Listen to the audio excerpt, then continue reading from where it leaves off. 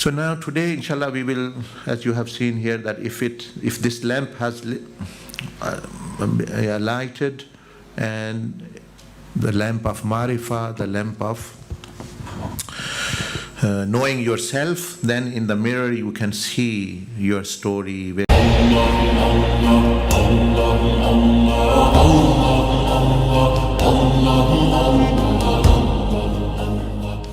You come and where you are. If you were not actually heading towards Akhirah, there is no death, then things would be different. But everyone knows you are heading towards that. That's why the atheist people, most questions they ask, this is happening on the face of the earth, this is happening. Well, their questions are right if there is no Akhirah. Because we believe there is a world to come where justice will be served and things, etc. And if there was no Akhirah, then their questions are right, their objections are right. Why it's happening, things are happening the way they. But when she says we are not on the same footing, you have to understand from my perspective that I have believed in this Akhirah as well, and then these questions are not actually disturbing. Otherwise, actually, it is a matter. That is why Allah subhanahu wa ta'ala shown in the story of Sayyidina Khidr and Sayyidina Musa alayhi salam, the things look some apparently wrong to you. Even Musa alayhi salam was surprised from the apparent doing of Sayyidina Khidr. So what is the story? That story is not story of Sayyidina Khidr Musa. It is story of whole of the earth and what's happening in there. All the events, apparently sometimes you cannot figure out. There is something hidden, and in the unseen world something is happening as well. Because you don't know. So let's side atheists and others. Even Sayyidina Musa alayhi salam was surprised to not seeing the hidden, not having attention towards actually the secrets, why it's happening. So one should actually know one has limited field and limited knowledge and things and refer to. So then the next from these 5 principles, second is to know your Creator. Know your Creator. Now this is another problem. When we do not know ourselves really, how on earth we can claim or we know the Creator? Everyone has their idea in their mind about God, which is different sometimes to the one which Allah subhanahu wa ta'ala has given Himself. So that's why they're not interested, they don't give preference, or they do not know. They fall into other things. So mirror of knowing Allah subhanahu wa ta'ala jalla wala. So if you look, this is also in darkness unless a person have a flame, a light, which then can actually show a person who is Allah subhanahu wa ta'ala jalla wa ala. Now Allah azza wa jal subhanahu wa ta'ala, you look, He introduced Himself, Iqra bismi rabbika alladhi khalaq. Read in the name of your Lord who created. That first thing which Allah jalla majduhu mentioned. Once a person understands this first surah of the Quran, yesterday what we mentioned was about maybe one of the verses of the surah. They tend to understand whole what's going on the face of the earth, and also they can understand the Quran and the Sunnah very well as well. Because these are the lights, guiding lights, which can actually then they can make sense of things. Whichever verse, whichever way they look, through the lens of this prism, they can actually then get to know the reality or come closer to reality.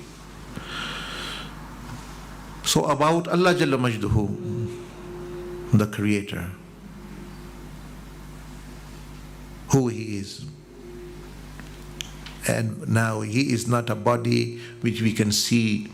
So what Allah subhanahu wa ta'ala described Himself, like I recited Ayat al-Kursi or Surah Ikhlas and other, and He mentioned His, as you see this is a tree of Marifah of Allah. The Sifat of Allah subhanahu wa ta'ala.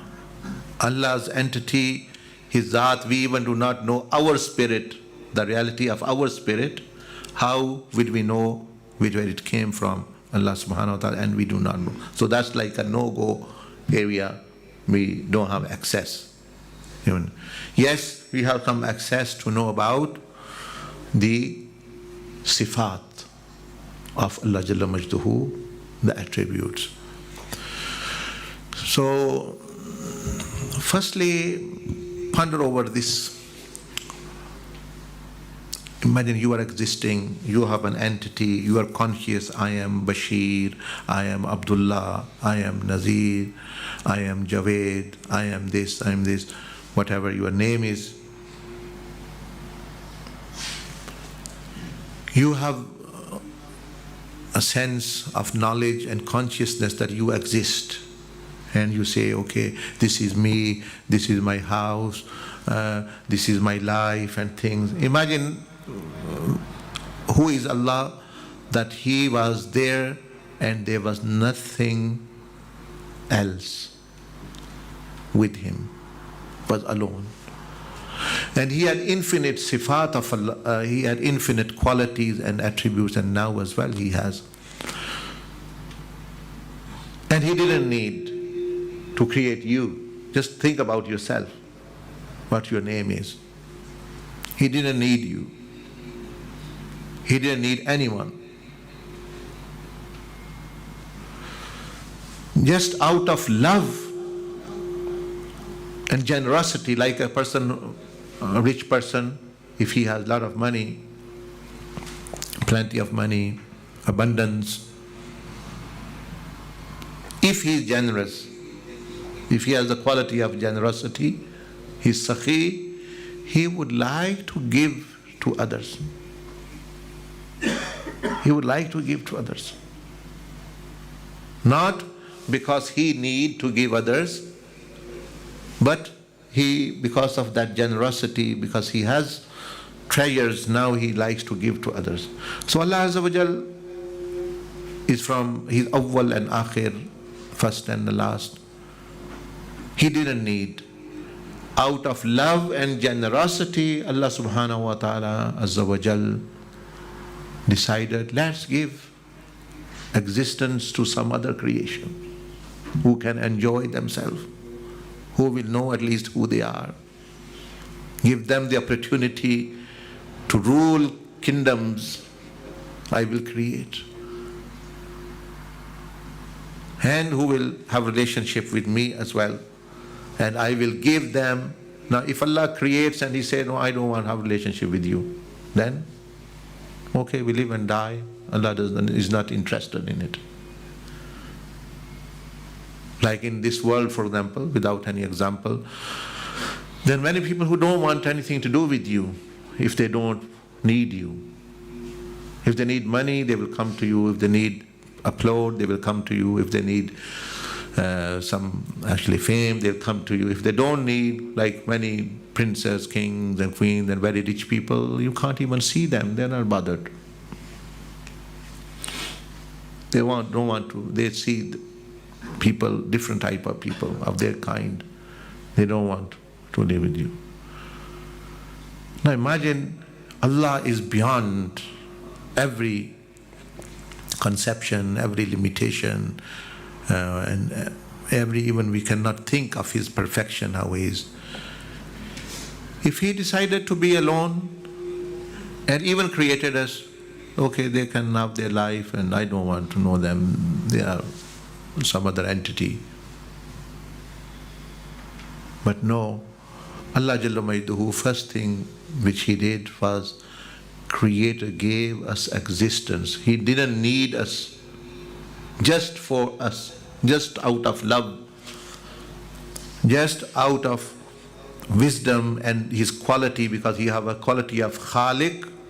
Like here it is mentioned, Iqra bismi rabbika alladhi khalaq.